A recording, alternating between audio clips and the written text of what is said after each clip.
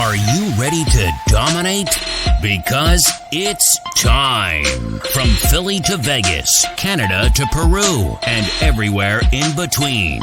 It's time for the podcast that makes the offseason suck a hell of a lot less. From the creators of Dynasty Depot, the internet's only live auction site for Dynasty fantasy football teams. Here's your hosts, Nels V and Rick Taylor.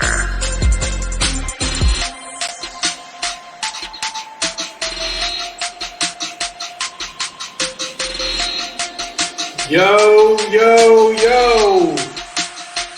Welcome to Season 1, Episode 2 of Dynasty Depot Live-ish. We have an insane show tonight. Not sure how a small show like us, so young, got the quality of guests, but we did. We have the great, maniacal, epic host of SiriusXM hit show, RosterWatch, Mr. Alex Dunlap. We have the nation's leading edge handicapper in Borgata Brett, and a very special guest that I'll introduce later to you tonight at the end of the show. But first, I want to welcome my partner, the man that invented the think tank, the creator of the Gray Wall. And if you ever made a trade with this man, you know he's known as Ruthless Rick. Mr. Rick Taylor, how are you, sir? Hey, what's going on, Nels? Hey, man, we try to make you happy and build you up, you know, all that great stuff with your intro, man. It was good. And I wonder where you're pulling out. Well, I'm not looking at a gray wall behind you. I'm looking at the tip of South America. That makes me happy, my brother. Yeah, I got the light on there for you. That's good. What a show we got tonight, brother. Yeah, I tell you what, it's great. Great guests lined up. I can't wait to talk to them. It's insane what's going on tonight. We got great people on the show. Great things are happening at Dynasty Depot. What you got cooking over there? I know a lot of teams are moving right now, man.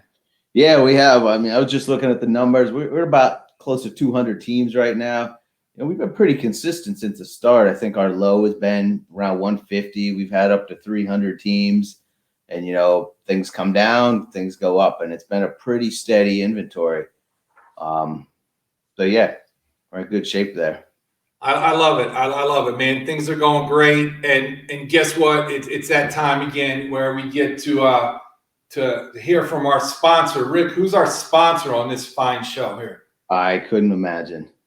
Tell me about it. That's right. It's Dynasty Depot. So, Dynasty Depot, go to dynastydepot.com, enter the promo code LIVE. We will give you 75% off an all-pro membership. With that membership, you got a free RosterWatch Pro membership, and we're going to hear about that in a minute. You get exclusive rankings to RosterWatch's Dynasty rankings. They do that just for us. 75% off an all-pro membership, promo code LIVE. Go to dynastydepot.com. You got that, Rick? I got it, Nels. Good work. Awesome. With no further ado, the reason we're even doing this show tonight is because this young man decided to come on and help us out. He is the host of RosterWatch on SiriusXM Game Day. He is the epic, the maniacal Mr. Alex Dunlap. Welcome, sir. Boy. What's up, Alex? Yo, brother, look at me. Yeah. Can you feel the love already here, man? Nelson, Rick, thanks so much for having me, boys. You know, I wish I could have a Dynasty Depot shirt, man. What the hell's going on here? Like, I need to get one of these. Look at this apparel line. You guys need to go on the phone with Byron and tell him how to get shirts going, man. Yo, man, before we even talk about anything, I swear I've been waiting all week. Before you even say a word, I just want to yell something at you. Is that all right? Yeah, for sure. Team name, man. I need the team name. Don't say shit to me unless you give me the team name. The Murderers. The Murderers. 13-0, whatever the fuck we are, man. So you know that if you listen to Alex's show, which we do as religion, he takes a call on Sirius, and the people want to start asking him questions. And he basically jumps out, dude, I'm not answering one question, so you give me your goddamn team name. Well, you don't. Well, hey, man, to be able to answer your question, I need to know the kind of dude you are. And to be able to know the kind of dude you are, I need to know your fucking team name, man. That's all there is to it. I love it, man. So I know you're jacked up, and we appreciate your time, brother. I can't tell you how much. So I'm going to fire some stuff off you. First of all, what's happening at RosterWatch these days? Oh shit. Well, just we're doing the stuff with you guys with Dynasty Depot with the rookie rankings. It's made for interesting discussions in our Slack channels and stuff. We've brought on Alan Seslowski as a contributor who's helping a whole ton with that and sort of spearheading it and taking all the ideas that Byron and I sort of bounce around there in the Slack and somehow trying to coalesce those opinions. It's always been a tough thing for us before with the dynasty startups. But I think the process that we have working with you guys is definitely cool. And it's the, it really is. It's the product of all our work and our efforts. Like we just got done with the Senior Bowl. We talked to a bunch of scouts there. We talked to a bunch of these we talked to a bunch of these people who are around there about some of these incoming rookies. I'm envisioning I'm hoping within the next, and I'll need to talk to Nelson and Rick about this behind the scenes, I guess, but when we're going to be integrating rookies, I feel like, within the next 2 to 3 weeks, we can start doing some stuff now where I sort of see where the senior class is. It's almost like I could put in the placeholders for the guys that I'll need to be evaluating going to the pro days for in the meantime. Yeah. But it'll just be depending on when everybody starts wanting the rookie stuff.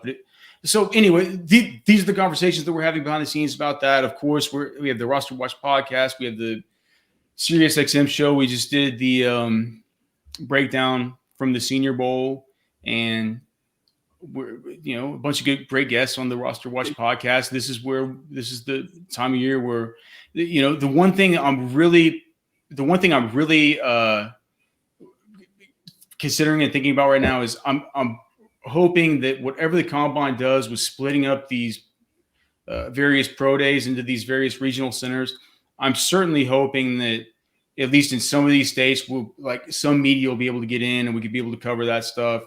We're still working on it. We're still trying to see what's happening. It's a brand new world for everybody with this sort of stuff. We're going to ask you some questions about that because I know things are different at the Senior Bowl. But first, I have to thank you and Byron and the rest of the boys from the bottom of my heart for partnering up with Dynasty Depot. Well, come on, man. We were nobody when we started talking to you guys, and you guys kind of bet on us that we would, do the RosterWatch name right. And what people don't understand is, and they're starting to learn this, is that our members get access to free rankings. You talk to all the big players out there, it's a bunch of bullshit. I don't use rankings. I make my own bullshit. Everybody belongs to a service here, service there. Yeah. They do. You know that. I mean, people belong to RosterWatch. People belong to look at your rankings. And what we're providing is your exclusive first Dynasty rankings. It's an honor that you guys have done that for us, and we really appreciate it, Alex. Oh yeah, for sure, man. Well, yeah, dude. Yeah, man. We're having fun doing it, and of course, like everything that everybody has come to expect at RosterWatch doesn't change. There still is the Dynasty rookie draft cheat sheets. There's still all that stuff you can find there. But yeah, man, the startup rankings is it's a different new thing this year. I feel like the process in the initial model we put into place is good. I have disagreements with Alan a bunch about some of this stuff. We can talk about some of these players. Like I actually sent him notes tonight about 3 or 4 different running backs.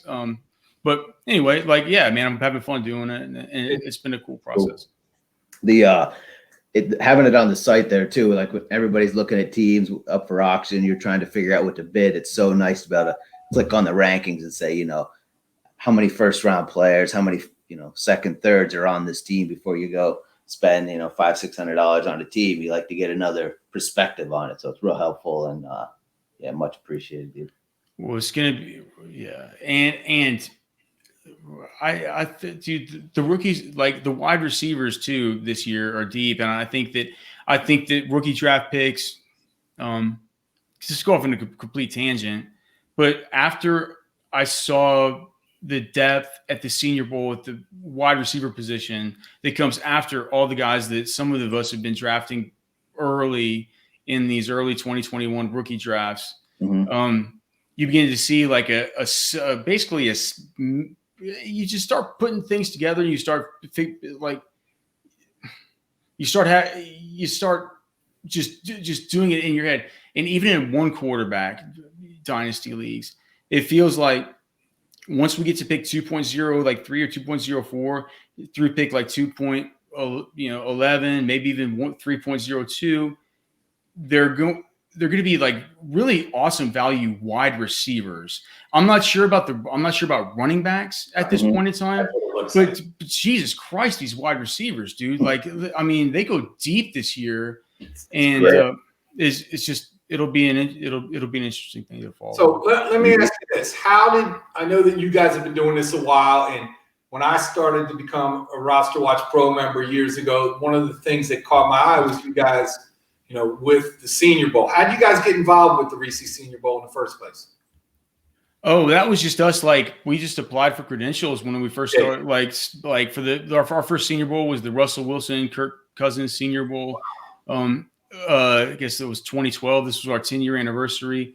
During the time that we've been going to the Senior Bowl, we've had various different relationships with them. You can go on the RosterWatch YouTube and see the stuff that we did with the Senior Bowl stuff where we partnered with we partnered with this, like we did this shit where we did like Google Hangouts, which I don't think is even that much of a thing really anymore, the way that they initially hoped it would be. But so we partnered with them one year. We did that. We brought that to the Senior Bowl. There were 2 separate years where we did player tracking data with the Senior Bowl, where we brought in people like Catapult, Zebra Technologies, these kind of stuff where we would, Byron and I would be back that year with Catapult. We would have to go back into the locker rooms at this high school stadium it used to be at, Lad People Stadium. We would go back in there and just like have to grab the microchips out of every one of these players, dirty ass shoulder pads. And, and sometimes these players would like try and take them out. They didn't want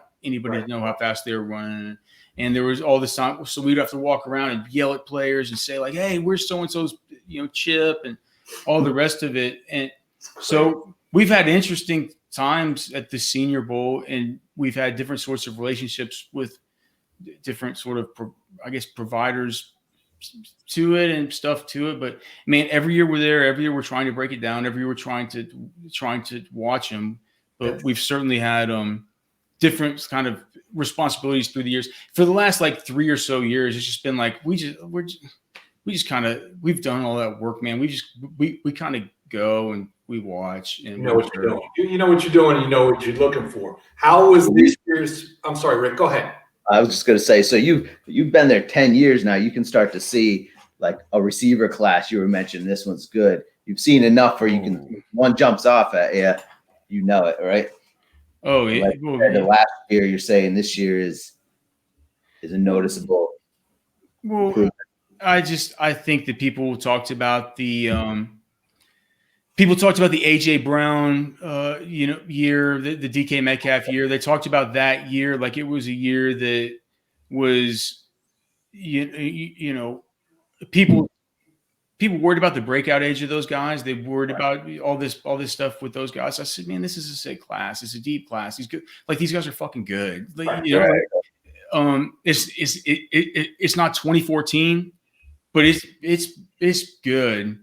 Okay. I look at this class and I think to myself, well, shit, look at the top of it. Look at the top. Look at the guys that all of the Debbie dudes want. Look at the guys that are the super hot names. Look at the fact that we have Devontae Smith, who just fucking did what he did in college football. and looked like the best wide receiver I've ever seen in my lifetime. Right. Ever. And we have people saying he should maybe be a pick fucking 1.06 in rookie drafts. Like, it's just, to me, Right. But that's where it starts. And then you get, running back, and then maybe you get Pitts, who's going to come in, and then it's like you get all these wide receivers, they're pushed back to 2.03, 2.04. Right. And they're gonna go through 3.0 fucking.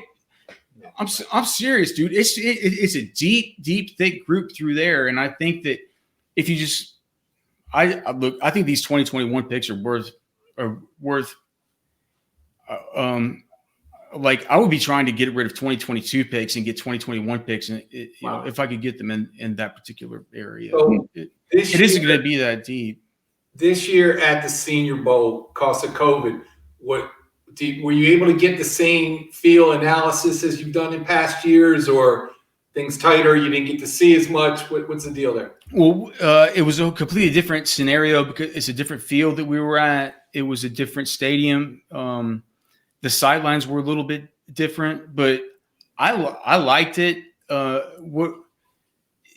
It was nothing like usual though. Like no access to the players' hotel, no access to, like, we didn't have a radio row. We didn't have our Sirius show from Mobile. We had to come home to do our Sirius show. We couldn't go out at night and talk with scouts and stuff because Byron and I went out, but like, people just weren't out. There was only 10 members per team there. It was maybe 1/16 of the media presence. So it was just, Mobile wasn't the same. So that was different. But dude, from the actual watching of practices and just taking all that in and just being able to see who's who with these players, it was like, I mean, it was great, man. That part of it felt like a normal week in Mobile. And the thing is, I'm always like, I'm such a wuss with how I am when it's cold outside, that, and not that Mobile, Alabama seems cold, but it's like, it's on the Mobile Bay, and like the wind whips in. It's like, it's super cold. Tuesday looked like a nasty day. I was watching practice on TV. It didn't look good Tuesday. Right. So I'm always wearing like hunting masks and stuff over my face. So like, wearing a mask is no big deal for me at the Senior Bowl as far as it stands. It's a usual year for Mr. Dunlap. Right. I like that. Let me let's get into something cool, man. Give me 2 studs from the Senior Bowl that we must draft if they're available. Okay. Well, let me just say I'll give you 2, but I want to just also say Najee Harris was there at the Senior Bowl. He practiced only at the very beginning of practices during the 50-70% drill portions. But Jesus Christ, I mean, monster. It's just when you get to see his body type live, you get to see the way he catches the football, he frames the football. It's like an Adrian Peterson with like the Matt Forte, the way that he catches the football. It's Is he your 101, Alex? Oh, Jesus Christ. Of course he is. Not even a question. Jesus Christ. Of course he is. Understood. So with that being aside, the quarterback, Mac Jones from Alabama, was among the best that we've seen there as far as his week of practice. Definitely. I mean, and I'm not saying that I like Mac Jones more than Josh Allen, but certainly a better week of practice than Josh Allen, a better week of practice than Daniel Jones. Probably, I mean, he was right there with the week of practice with the Baker Mayfield or Russell Wilson, maybe a Kirk Cousins, but a better week of practice than some of these recent dudes like the Josh Allens, the Daniel Joneses, and it was like, man, he's smart. He was telling everybody where to be. He was making these guys comfortable who were from all these different schools. And the big knock on him, and there's not that there's a knock, but the knock is that nobody was within 15 yards of his receiver anytime he ever threw a ball at Alabama, right? So he wasn't throwing into tight windows at Alabama. But watch him throw into the windows of the Senior Bowl. Hey, somebody, like if you're watching this right now, go on YouTube, type in Mac Jones to Amari Rodgers Senior Bowl. Like, look at that rep from practice. I guarantee you that there's highlights of that, and it happened over and over again. The guy can hit you on a dime. He can actually move better than you could imagine. He can move a little bit. Yeah. You saw Herbert last year, right? So what do you think? Mac Jones versus Herbert. I mean, he was a great call last year. Turned out to have a good year. Expecting similar things from Jones. Mac Jones had a much better week of practice than Justin Herbert had. Yeah. And it's like, I mean, that's just what it is. Like, he did. That's just Herbert. We loved her. We fucking loved Herbert. Like, I mean, well, like we love Justin Herbert. Like, if you look at our dynasty, right? Like, we've always been high on Herbert. Yeah. His week of Mac Jones is a different player a little bit. Mm-hmm. Herbert's week of practice wasn't as impressive because Justin Herbert was not as finished and like ready a prospect as Mac Jones is. Right. Herbert has a higher upside than Mac Jones. Right. But Mac Jones is like a finished, ready guy at a system level for an NFL team that's going to come in and just like he's going to go in and just go to work. Whereas Herbert's like, man, if he can harness this, if he can fucking do this, then holy shit, we could be talking about an all-pro. Right. But Mac Jones is the top guy. He could come in and he could be a good wide on. Give me a wideout stud you like running around down there. Amari Rodgers from Clemson. 5'9", but he's 211 pounds. He looks like a mini version of AJ Brown. He gets open. He catches everything. I was not expecting him to be that good when I came down there. I was truly expecting to be wowed by the likes of the Shi Smiths and the Dwayne Eskridges. And, Dwayne Eskridge was awesome. Yeah. He was great. The Kadarius Tonys that Daniel Jeremiah has in the top 15 of his mock drafts. And you're thinking, whoa, what's this all like? Dude, what do you think about him, man, about Tony? I'll tell you first. But first, just before we go to Tony, let me just reiterate. Amari Rodgers was the best of all these dudes. Okay. Amari Rodgers was the best of all of these dudes. And I want to be on record as saying that, and I want it chronicled right here. Okay. The thing about Kadarius Toney is he's we said he's like a KJ Hamler type trash man. Trash man wrote him up, and I kind of like it. He kind of like. Kadarius Toney's played like running back. He's had played quarterback, wide receiver. Trash means like it's some kind of Antoine Randall L. I think that's kind of cool. Like that. After seeing him live, man, there were a couple of bad drops during the practices, but he could move in a way that was, only similar to a guy like Eskridge. And like this was as far as your downfield burner that can get past these dudes this year. Yeah, right. Well, but both these guys are bigger. D-Jax was 175. We're talking dudes 188 and 193 respectively. So these guys are a little bit bigger. And even we don't want to call them Tyreek Hills, but more in that mold of the bigger, more the more stocky. Stretch Z's that can also move inside and play slot in the same mold of Tyreek Hill. A little bit of a checkered past, right, Tony? So that's probably going to hurt him a little bit, you think? Oh, well, I don't know. Shit, was he around with the credit card fraud with Antonio Callaway and stuff? Yeah. Okay. Well, yeah. So there's that. I think fuck, man. If Antonio Callaway was any good, he'd be playing on an NFL team. They don't give a shit about this stuff. Christ, dude. Give me two duds who just didn't perform up to your standards and things got some problems moving forward to the next level. Well, none of the quarterbacks, just none of these quarterbacks. If you're holding out hope, I think for Kellen Mond or a Sam Ehlinger, one of these dudes to be some sort of Dak Prescott type, like Jamie Newman. Yeah. It's not going to happen. one more dud, man. I hate to call any of these guys. Man, at the running back and the wide receiver spot for the Senior Bowl, like I feel like there are a couple. I don't want to call any of them duds because I know. Nobody you looked at said, "Well, this guy's going to have some problems." No, there were, but I just know their agents and stuff, and I don't want to be on record as saying no problem at all. Give me two people out there, all four people listening tonight, never heard of, don't know where they are, small school guys that are going to have an impact when draft time comes. Maybe early day 3 pick kind of guys. Small school? Well, it can be anybody. Okay.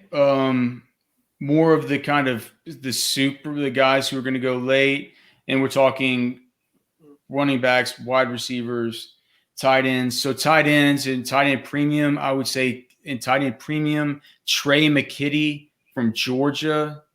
He's got 11-inch hands. He's got the kind of hands that we saw to the guy. What was his? The Lions took him. I couldn't remember on the show yesterday either. The Lions took him. Michael Roberts. Do you remember Michael Roberts from Louisville? 11-inch pizza pie hands. But here's the thing about Trey McKitty from Georgia. He is athletic. He gets open. Suction cup hands and after catch, terrific. So in Dynasty, tight end premium, that's somebody to keep an eye on. Larry Roundtree, the running back from Missouri, is going to be a better NFL player than he was a college player because the way he interacts with the offensive line and the way he interacts with the line of scrimmage at the college level will translate better to the NFL level where he has better blocking, especially if he goes to a man and gap scheme. If Larry Roundtree was outside of Najee Harris, who didn't participate that much, as far as the between the tackles guy that has definitely he was only a 6% market share guy in college last year as far as his receptions.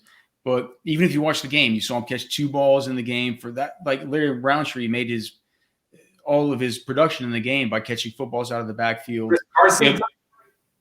It looked like that in practice too.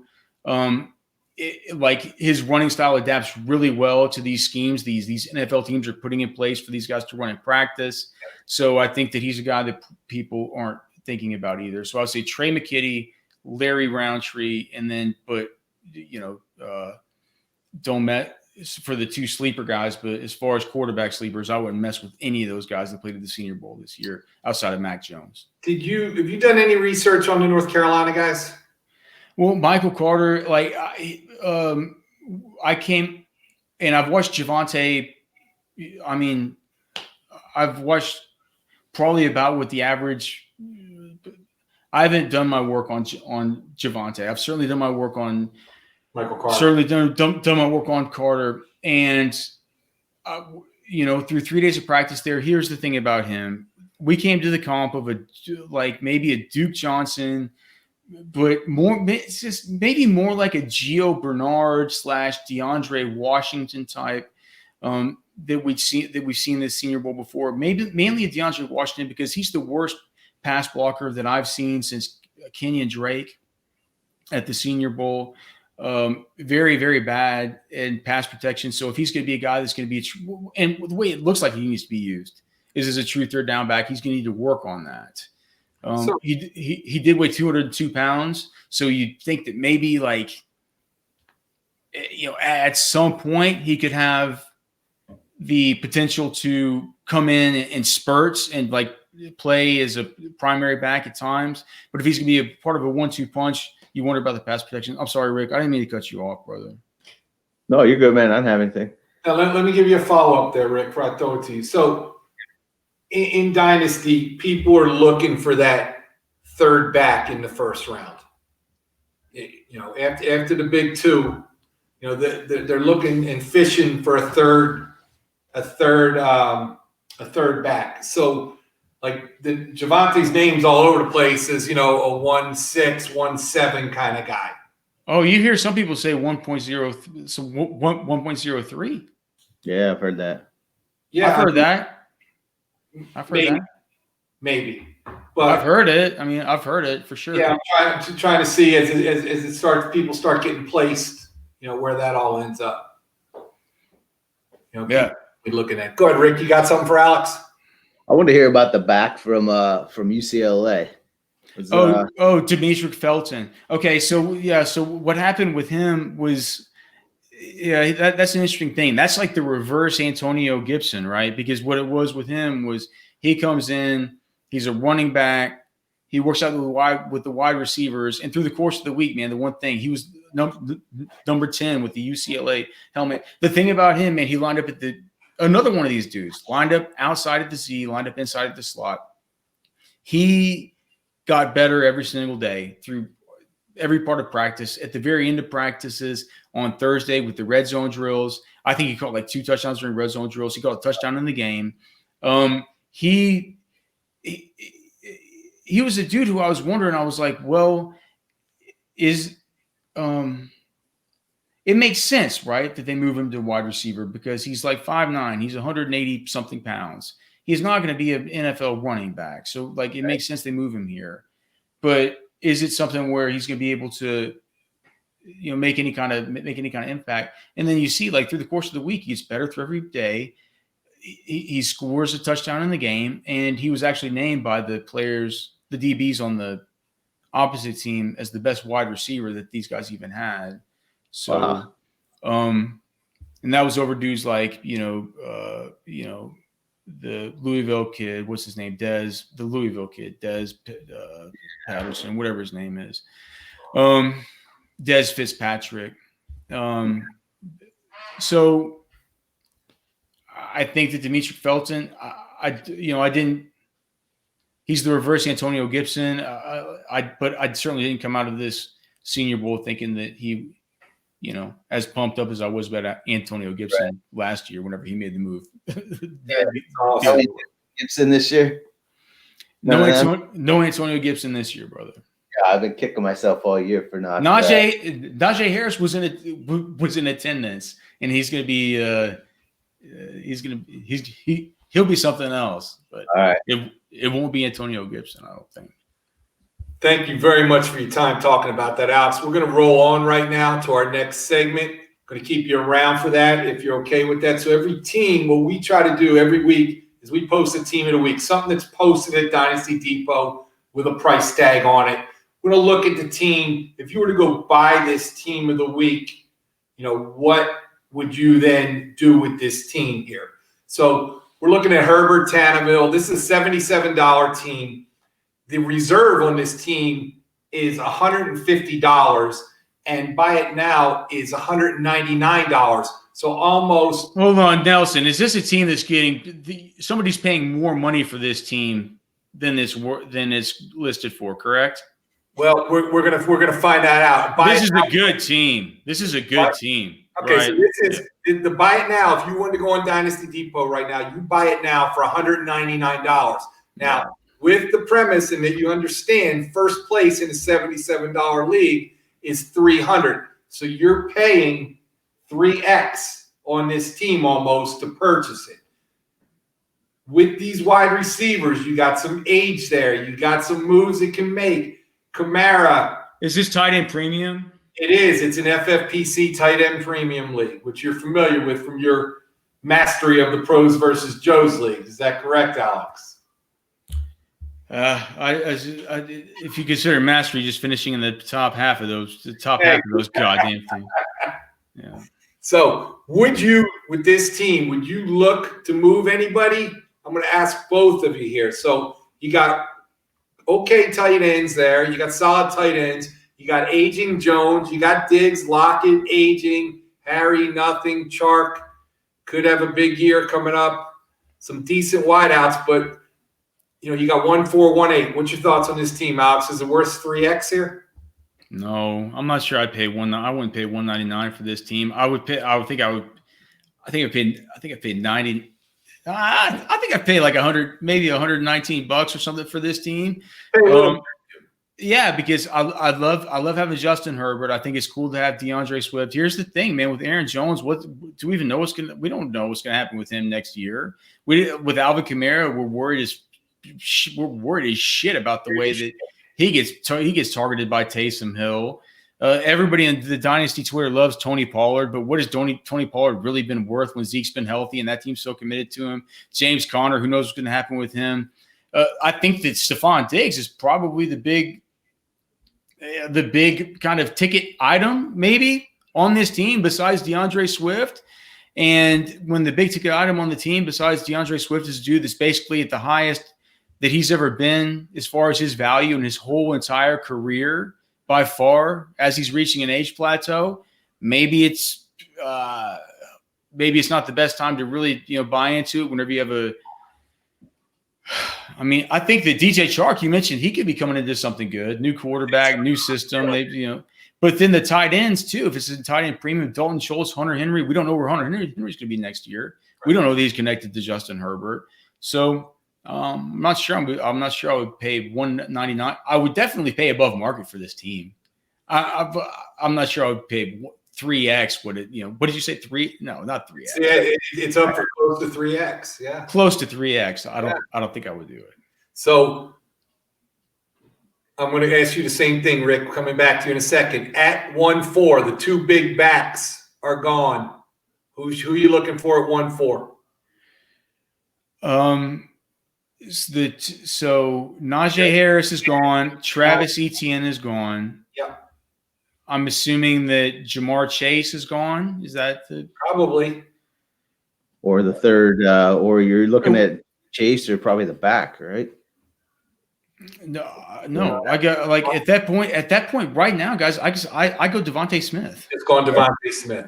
Yes, and I whether that changes through the course of this process, and it would only change not because of the way that I feel about Devontae Smith and his talent. It would only change because of the way that I feel the value could stack up. That I'm beginning to see, with what I could get with my second pick if I was picking at 2.04. Like I told you guys, I think that a really good run of guys starts around 2.03 or so. So. I think at this point I still go Devontae Smith. I have a real struggle deciding between Devontae Smith and Jamar Chase as my wide receiver 1 this year. So that's the consensus top 4 picks in the draft. Before the draft when things obviously change. Nobody last year was talking about Cam Akers, where he was going to go, or Clyde Edwards-Helaire. Nobody right, because me and Rick were talking the other night because we start doing maiden startups in about another 2 weeks, and Helaire was sitting there in the 6th round, 7th round, in redraft, and and then Kansas City popped on the board, and that world changed real quickly, all the way up into the 1st round in most cases. Yeah, well, that didn't work out well. Well. Those that stuck with their Jonathan Taylor priors were seemingly paid off. It seems like. Rick, what are you doing with this team, buddy? I'm paying probably. I'm at least hitting the reserve on this. I think. Look, it has. What is the reserve, Rick? What is the reserve? 150. 150. Okay. So if you get first place in your division and you win the league, you can get 350. But I think this is built for win now, but you also have the pieces that you can extend the life. So I like having teams that have a good mix of players like the Diggs, Kamara, Jones is on the borderline, but they're gonna put up numbers. But then you have the Swift, Chark is still young, 1-4 if you get Chase or Smith. And then 1-8, who are you looking at? Maybe like 1-8. Shit. You get fucking Rondale Moore or something like that. Like it's around there too, Alex. Oh God, dude, yeah, man. I love all these 2021 picks. Yeah. I really do, man. Like I think that these picks in the 1st and 2nd round of 2021 are crazy awesome. Do you guys think Marvin Jones is gonna be back with Detroit? Don't know, and if he is, you got Goff throwing to him now, or well, I mean, either him, maybe Galladay could be gone, maybe they both could be gone. So it's like, what's the situation there with him? I mean, he's old.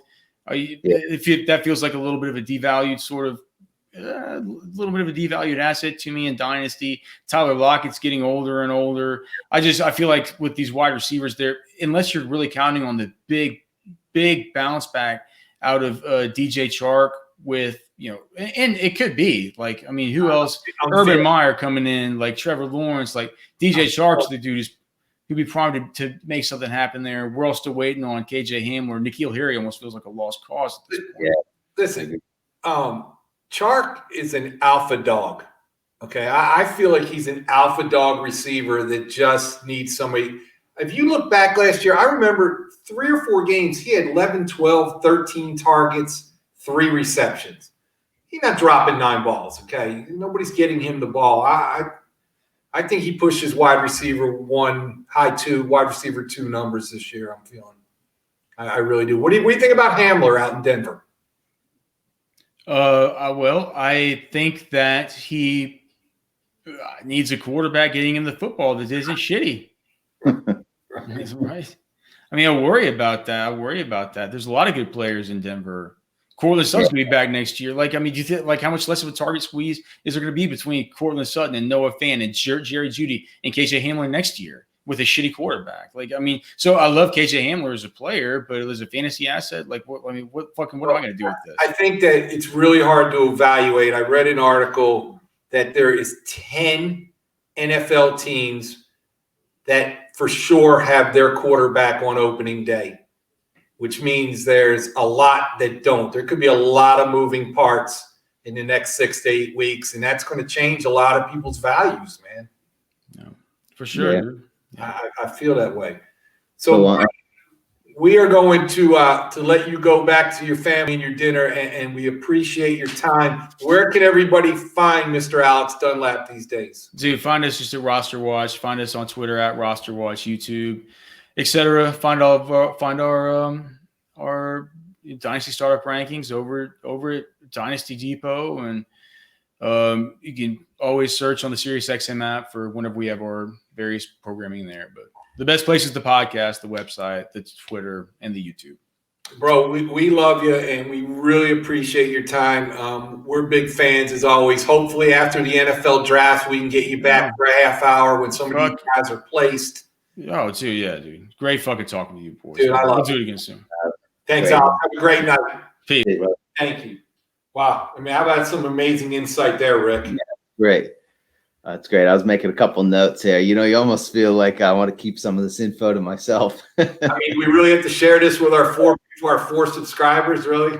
They're that nice to us for us to just give them that kind of information? Right.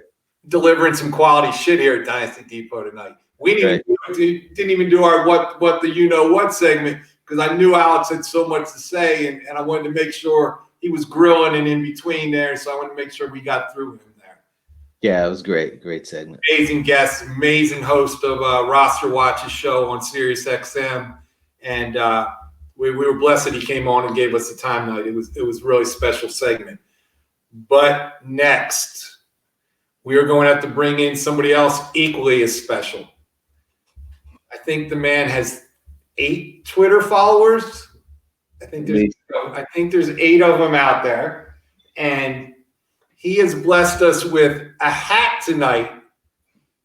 I believe a Borgata hat. I would like to introduce, let me see, I wrote down something here. Let me where I wrote here. We have the nation's cutting edge handicapping expert, Mr. Borgata Brett. Welcome to the show, sir. That's me. You left me in the green room there. I mean, I had 3 cocktails. I could barely speak. But I'm going to try to give you any questions yet. I know. I'm going to try to give you some good info, some winning bets.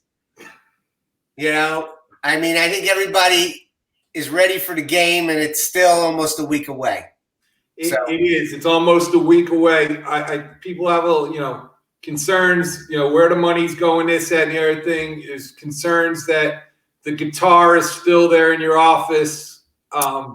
There's things for all of us to analyze. So let's get into it, big guy. We are on the edge of our seats for some of these selections. We appreciate your time, and we expect to give our audience a 4 nothing but winners here, my friend. All right. Ready? We're going to try it. Question to you, my friend. Yes. let's talk prop bets. What do you got for us? Talk to us. Let us know. All right. So first of all, prop bets are a lot of fun, but there's literally hundreds, maybe thousands of them. And they're designed to get people to bet a lot of them, which will ultimately result in you losing money. So you have to be careful. You have to be selective. And you have to watch the juice because these lines are not even. They're not like, minus 110, minus 110. You bet on the point spread or the total. So there's a lot of juice on these. And typically you're better off betting no than yes because everybody likes to bet yes. They want to bet, is this going to happen? Yes. Is that going to happen? Yes. They don't like to bet no. So be careful, be selective, and shop around.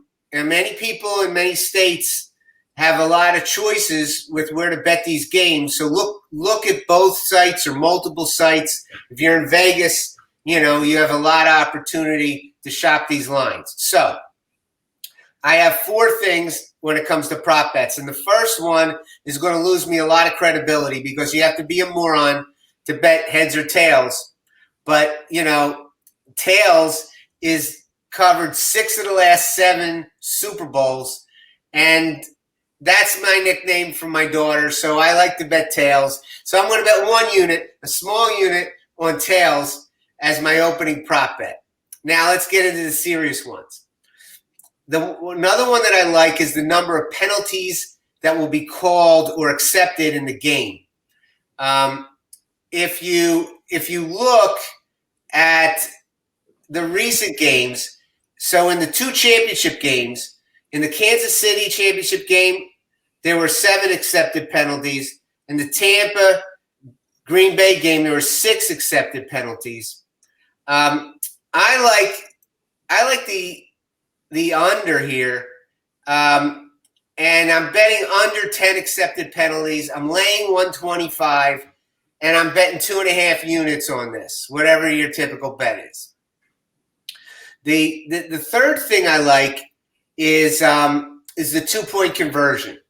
So if you look at the history of Tampa Bay and Kansas City, they are both at the bottom end of the teams. The Eagles are at the top end.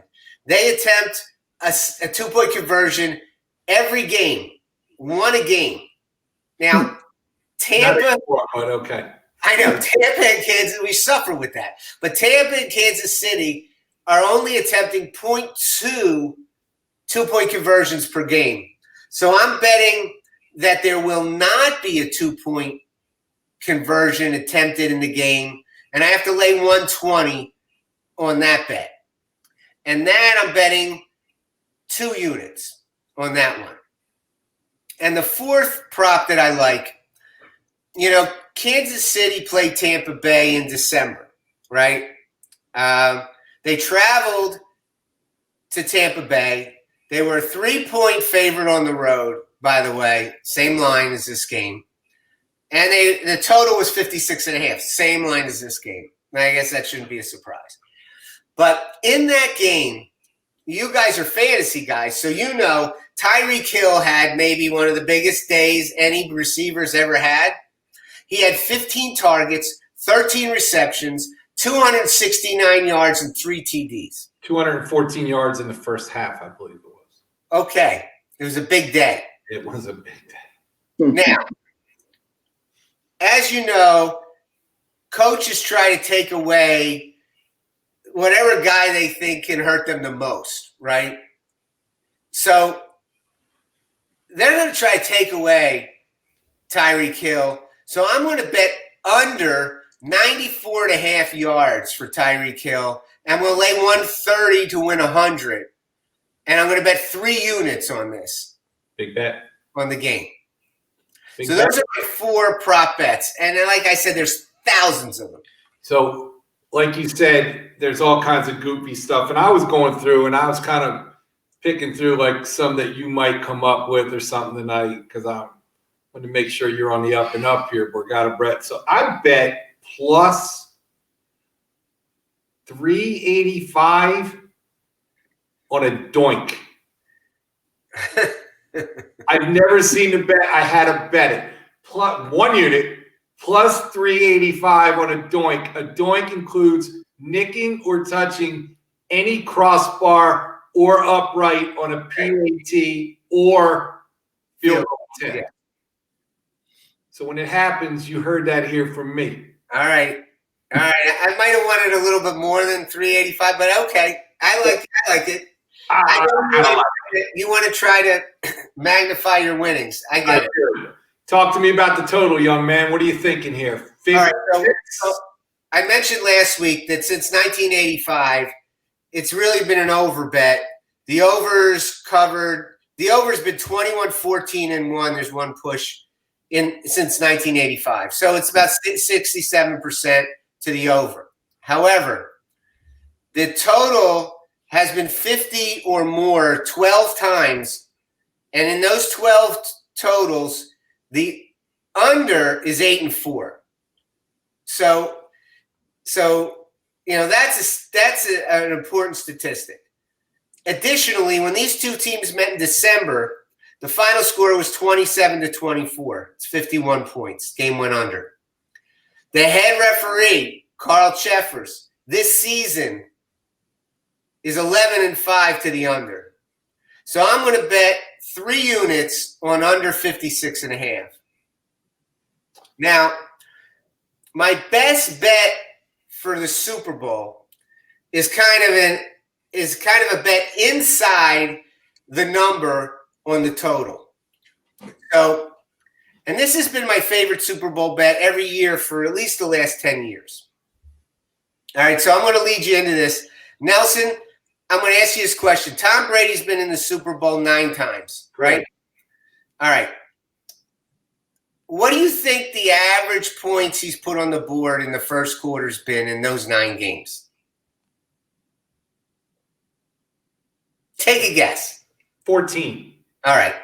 So out of those 9 games, he's put 0 points on the board 8 times. I'm on the money as always, brother. Yes. 3 points on the board against the Eagles in Super Bowl 52. That's it. He doesn't score in the first quarter. I mean, I think when you have a sample size of 9 in a Super Bowl, that's evidence, okay? You know, I know he's played different teams and different defenses, but he still only scored 3 points in 9 games in the first quarter. In all those 9 games that he's been in, there's been 0 points scored by both teams 5 times. Okay? That seems impossible. Right. Okay?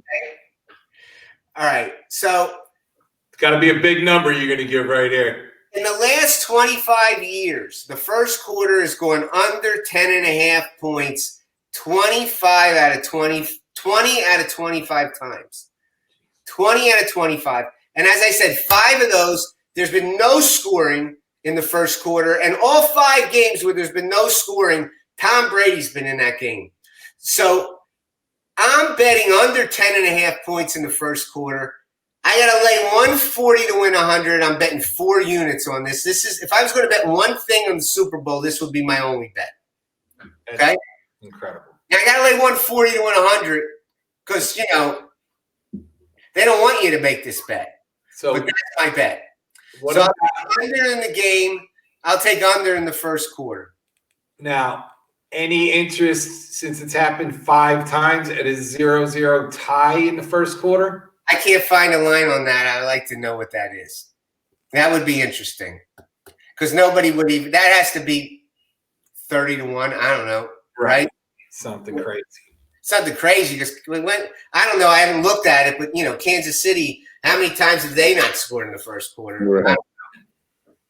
Incredible. Give me a game selection, my friend. Who's winning this game?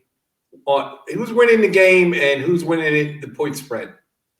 All right. So, you know, I mean, you have to pick the game, right? Everybody wants to pick on the game. With your bet, we'd be done at the end of the first quarter, right? We got Right. nothing else to do. Right. We need to move on. The only thing I'll tell you about betting the game is I wouldn't bet the game until Saturday. I don't think the game's going to move off of 3. Okay, it's 3, -3, -120, -3.5 even. Okay, so but I don't think the line's going to move. It hasn't moved. It's got to be locked in here. It's not moving off the 3 unless something crazy happens with COVID, and that's why you don't bet the side until closer to the game, right? Because what if somebody comes up sick and they can't play? Anybody test positive from now on, they can't play. Right. So, that only affects the total to the under, you would think. I don't know, unless it's a defensive guy. But, but I can be careful here. And there's no rush to bet the game. But here's the way I see the game. Kansas City dominated Tampa Bay in December, okay? They led 17-0 after the first quarter. They led 27-10 after the third quarter. And they let Tampa go down and score 2 times on long drives, and they ended up winning the game 27-24, which was a push because it was a 3-point game. But if you look inside the numbers, Kansas City beat Tampa Bay in passing yards, rushing yards, turnovers, time of possession. They had the time of possession 37 minutes to 23 minutes, and Tampa Bay had the ball the whole fourth quarter because they had 2 long drives in the fourth quarter. Kansas City is 25-1 straight up in their last 26 games, not counting week 17 where they didn't play anybody this season. Right. They won 25 of the last 26 games. How can you bet against Kansas City? Everybody loves Tom Brady. They're scared of Tom Brady.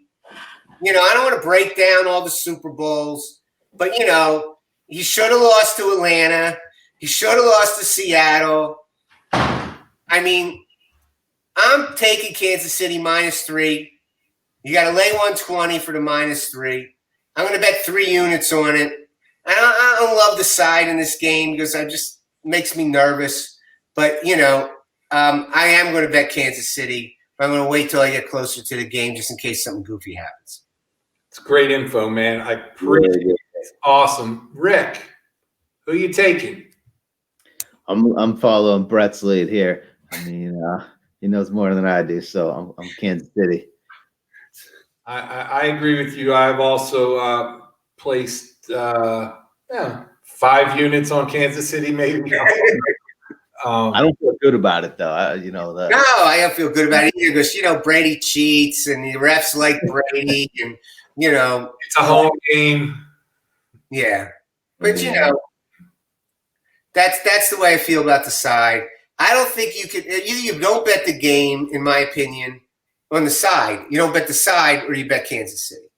I love it. Thank you very much for your insight. There's some great bets. Hopefully our people out there will take your advice. Hopefully you'll show up back here next week with the feathers up high and, patting yourself on the back. I agree with a lot of stuff you said. Some great – the first quarter bet is a great bet, under 10.5. I'm sure we'll be throwing a few units on that. With that, anything else, Rick? What else you got to talk to me about? Anything today? No, we're up against it here. It's a good show. I really appreciate it. So great insight, buddy. I really appreciate everybody tonight. Thank you. So I want to thank Borgata Brett, my co-host Rick, and my friend Alex Dunlap for coming on the show and hanging out with us tonight.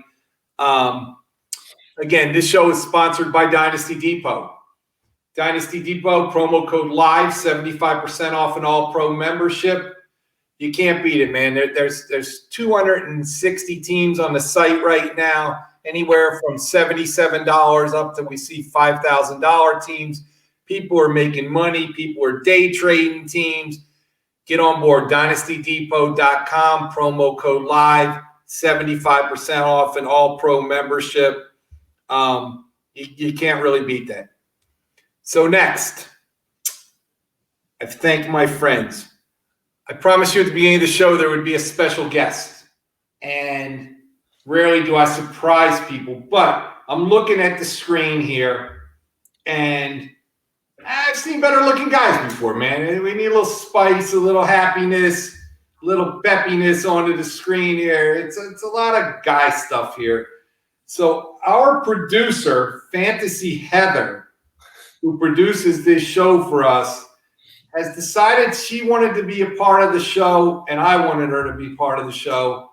So starting next week, Fantasy Heather is going to be an on-screen guest with Dynasty Depot. She is going to produce with one hand and say hi to us with the other. So if we could find Fantasy Heather, is she out there anywhere?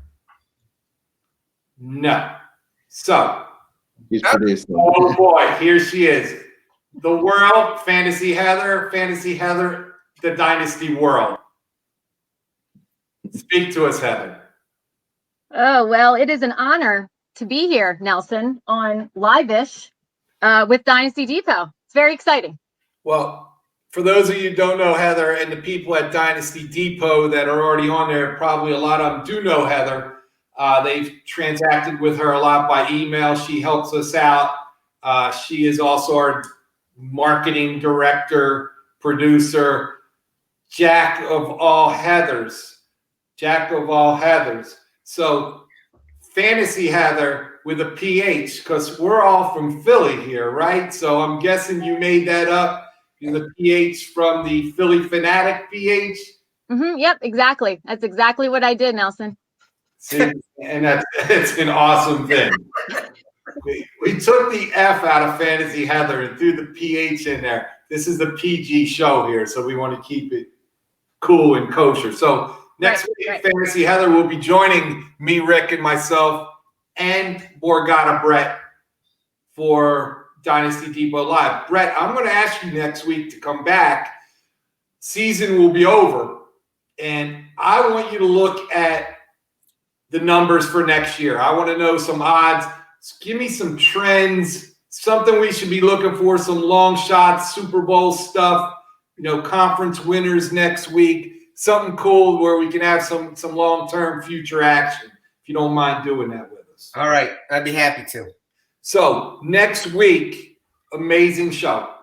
We have a man. How many books has he written? Rick, three books? I think three, maybe the fourth just came out. We're going to find out. Jordan McNamara from McNamara Dynasty, Analytics of Dynasty. Amazing. You talk about a guy that throws analytics and Dynasty together and puts it into one pot. However you're thinking in Dynasty, that's not how he thinks. So we're going to get his opinion. We're going to get viewer questions. We're going to get Twitter polls. And we're going to hit this guy with all kinds of stuff next week, because whatever spin the most of us put on it, this guy digs way deep in, and I'm excited, Rick. I know you're reading his book. Is that correct? Yeah, I am. There's a lot of good stuff in there. I can't wait to pick his brain about it. So that's it. We will have Borgata Brett, Jordan McNamara from McNamara Dynasty, of course, Fantasy Heather with a PH, my partner Rick next week, back on Season 1, Episode 3 of Dynasty Depot Live-ish. Heather, why do we call it Live-ish? Well, we're working into live. Baby stepping into it. We're baby stepping. We're kind of live. I think next week we could be live. We could be, but I think so. We just didn't have the balls to go live, so we put ish. So when we start getting some balls here, we'll go Dynasty Depot Live. Safety net. Safety net, Heather. Now we're gonna stay with fantasy. Fantasy no balls, Heather? Is that what she is? No, fantasy. This is. Remember the drop the Brett button. We have that right now. So, guys, again, thanks a lot for joining us tonight. It was an amazing show. It was really a lot of fun. Great information from Alex Dunlap. You can only get that here at Dynasty Depot Live-ish. And remember, my friends, buy low, sell high. Much love. See you next week. Bye. You've been listening to the Dynasty Depot podcast, the best source for what's hot in Dynasty Fantasy Football team action. Subscribe to our channel on YouTube. Follow us on Twitter at the Dynasty Depot. And listeners get a 30-day free rookie membership. Go to dynastydepot.com and use promo code PODCAST. Dynasty Depot. Bid, buy, sell, dominate.